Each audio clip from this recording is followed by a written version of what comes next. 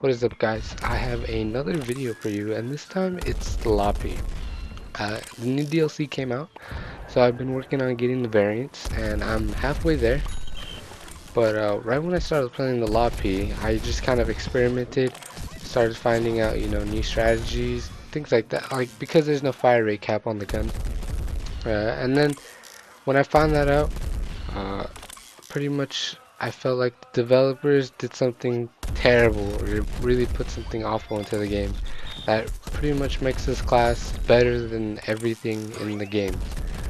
Uh, that's because since there's no fire rate cap, that means rapid fire controllers are gonna run rampant in this game. If whoever is using them, whoever owns one, pretty much can shoot 6 bullets doing 30 damage each in less than a second, less than half a second, all to your face, and really pretty much makes it so you're insta-killing people. And and all those numbers are pretty much unupgraded. So, and in this video too, it's like my first game with it.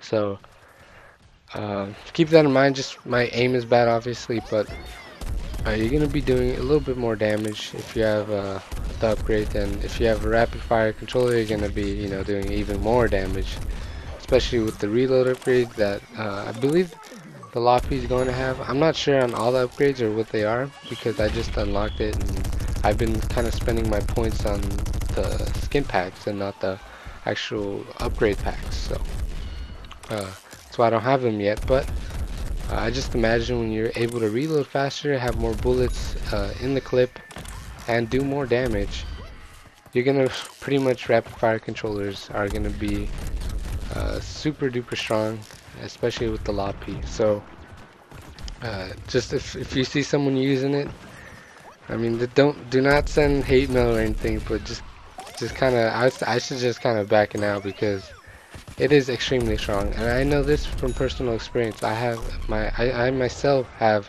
a rapid fire controller, and I undusted it, pulled it out.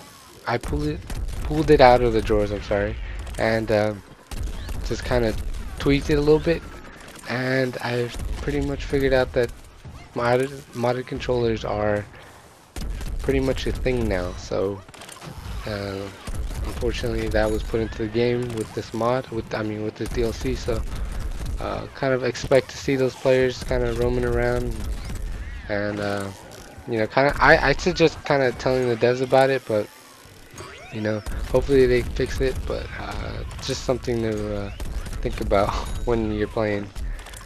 But in terms of the actual class, if I'm talking about the average gamer without rapid fire controller, it's actually really resembles Agent P. It does the same amount of damage, and it actually, the only benefit is the fire rate. Obviously, you can shoot it faster with your finger than the Agent P, but it doesn't have as many bullets, and uh, I still suffer from the same problem I have with Agent P, and that's shooting and jumping at the same time, and while all aiming at my target's head, and that's extremely difficult to do, and especially with guns where you have to constantly pull the trigger, so it kind of moves your thumb around, like while you, kind of like while you're jumping, while you're shooting, your thumb is moving too without you wanting to. So that's kind of like the hard part about using single fire guns,